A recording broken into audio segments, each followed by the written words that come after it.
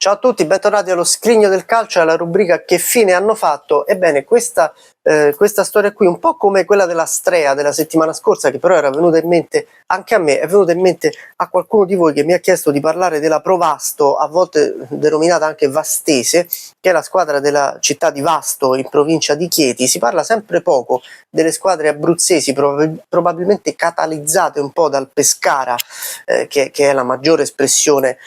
ovviamente calcistica dell'Abruzzo, o del Castel di Sangro, quando ci fu quell'exploit incredibile fra il 96 e il 98, con la promozione prima in Serie B e poi le due annate in Serie B. Però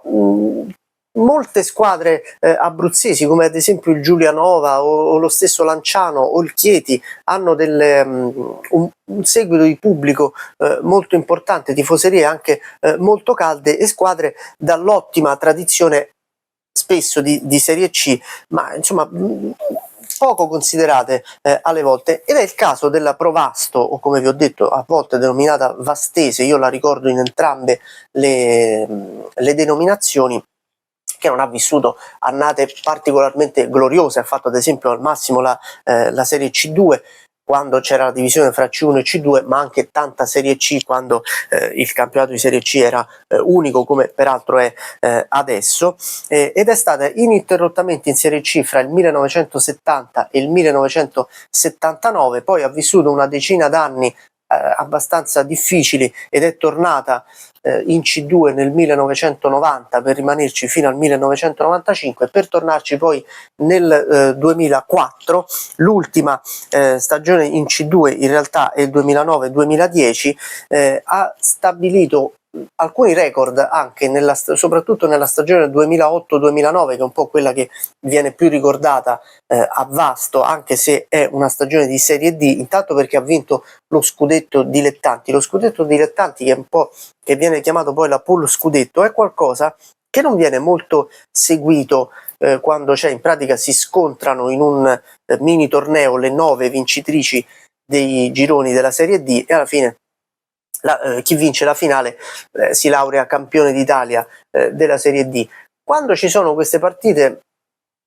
magari ci sono dei trafiletti su internet, sul giornale, ma siccome il mondo dei dilettanti e della Serie C è catalizzato un po', è concentrato sui play-off e i play-out, perde un po' di valore e di importanza la pool scudetto. Quando però c'è la squadra che vince, che si fregia dello scudetto dilettanti, poi è qualcosa che rimane nel palmarès di queste squadre. Ovviamente quando l'hanno vinto squadre importanti è qualcosa che rimane, ma lì rimane anche la partecipazione alla Serie D. Quando lo vincono delle squadre che comunque hanno fatto solo Serie C e appunto dilettanti, è qualcosa che ostentare, o comunque di cui fregiarsi è importante. E la Provasto vince la pool scudetto, lo scudetto dilettanti nel 2009, ed è campione d'Italia dilettanti. In più, in quella stagione lì ha il record di vittorie in Serie D, 9 consecutive ottenute fra l'8 marzo e il 17 maggio,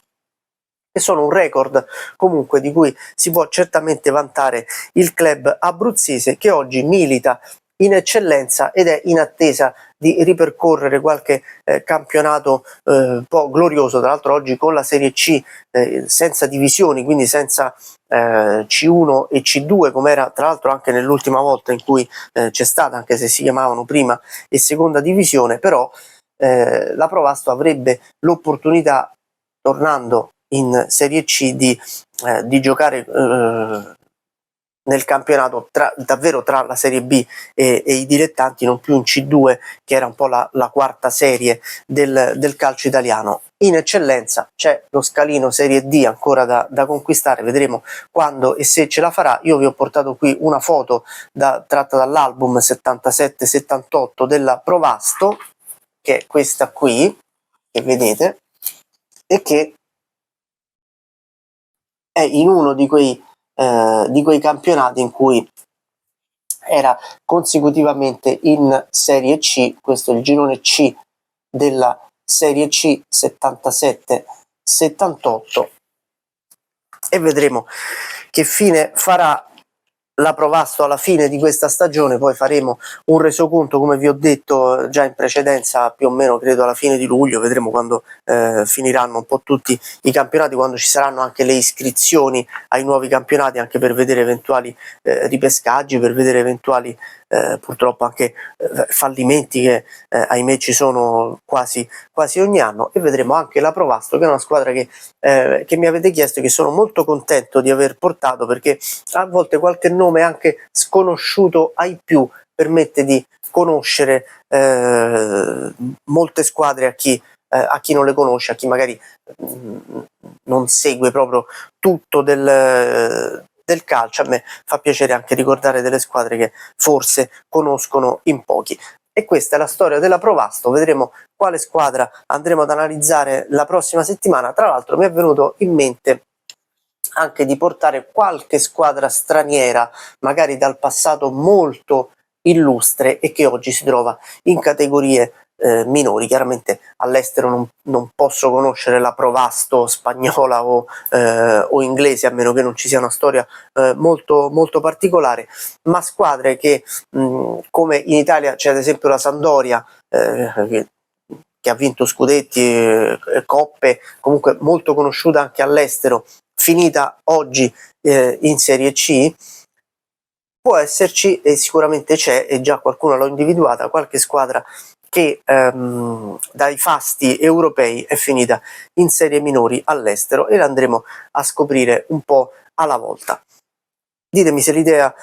vi piace, suggeritemi qualche squadra, io 2 o 3 ce le ho già e le alterneremo con le squadre italiane. Oggi abbiamo parlato della Provasto nell'album 77-78 che vi ho portato nella rubrica Sfogliando gli album. Guardate anche quella, perché ci sono tutte le edizioni degli album e siamo arrivati più o meno alla metà degli anni 90. Iscrivetevi al canale se vi fa piacere, lasciate like, commenti, è molto importante per la crescita del canale ed è sempre gratis.